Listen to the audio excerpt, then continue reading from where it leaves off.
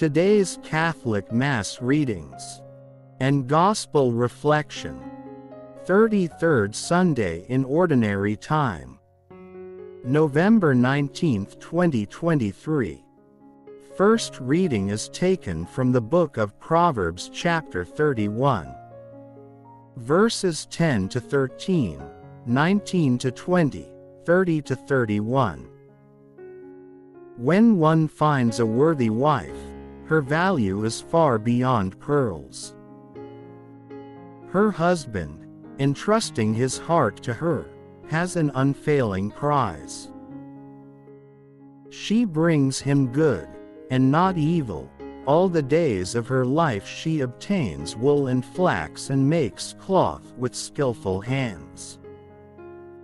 She puts her hands to the distaff and her fingers ply the spindle. She reaches out her hands to the poor and extends her arms to the needy.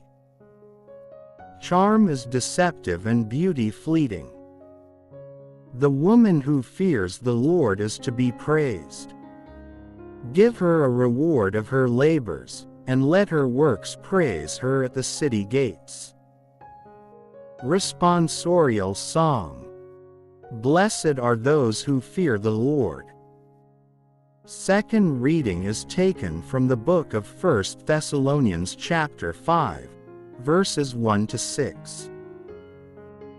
Concerning times and seasons, brothers and sisters, you have no need for anything to be written to you.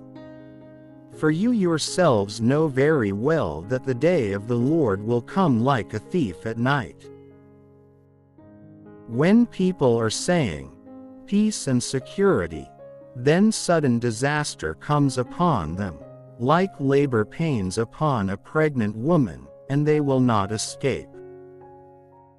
But you, brothers, are not in darkness, for that day to overtake you like a thief. For all of you are children of the light and children of the day. We are not of the night or of darkness.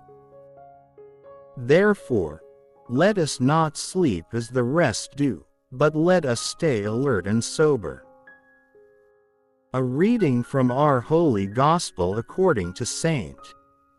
Matthew chapter 25, verses 14 to 30. The parable of the talents. Jesus told his disciples this parable. A man going on a journey called in his servants and entrusted his possessions to them. To one he gave 5 talents, to another 2, to a third 1 to each according to his ability. Then he went away.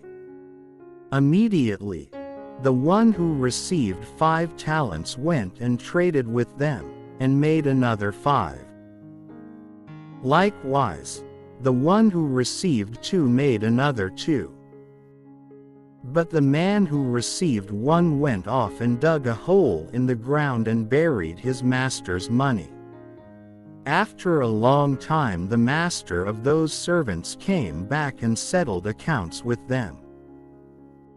The one who had received 5 talents came forward bringing the additional 5. He said, Master, you gave me 5 talents. See, I have made 5 more. His master said to him, Well done, my good and faithful servant. Since you were faithful in small matters, I will give you great responsibilities. Come, share your master's joy. Then the one who had received the 1 talent came forward and said, Master, I knew you were a demanding person, harvesting where you did not plant and gathering where you did not scatter. So out of fear I went off and buried your talent in the ground. Here it is back. His master said to him in reply, You wicked, lazy servant. So you knew that I harvest where I did not plant and gather where I did not scatter. Should you not then have put my money in the bank so that I could have got it back with interest on my return? Now then, take the talent from him and give it to the one with 10. For to everyone who has, more will be given and he will grow rich, but from the one who has not, even what he has will be taken away. And throw this useless servant into the darkness outside, where there will be wailing and grinding of teeth. Reflection from our Holy Gospel. Investment of life. The parable of the talents revolves around the master's extended absence and the servants waiting for their master's return. The master stands for Jesus as the Son of Man, his return for the end of time, and the accounting of the servants for the final judgment. Matthew places the parable in the context of the household, even as he is particularly concerned about the growing Christian community.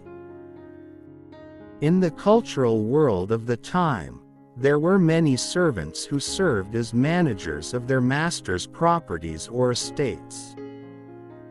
Some were learned enough, with abilities on administration and accounting. Matthew wishes to emphasize the person's great responsibility in taking care of the master's properties. Here represented as talents, he expects from the leaders of the early Christian communities to be trustworthy and sensible servants, to care for the greatest wealth of the church, the Christian faith. Such is also the concern of Paul when he writes to Timothy to keep the faith, to stir into flame the gift of God, and not to be lovers of money. Peter, likewise, urges the elders of the church to tend the flock of God willingly and eagerly and not for shameful profit. In whatever way, every person receives from God certain gifts or talents, a package coming with the gift of life. Life is a gift from God, and what we do with our life is our gift back to God. Spiritual writer Henri Nouwen shares, "Life is just an interruption of eternity, and our short lives on earth are sowing times. Life is an investment. People can benefit through our life as we go on bearing fruit even after we die, since the legacy we leave for the people we have known find its fullness after we are gone." Henri Nouwen and Spiritual Polarities.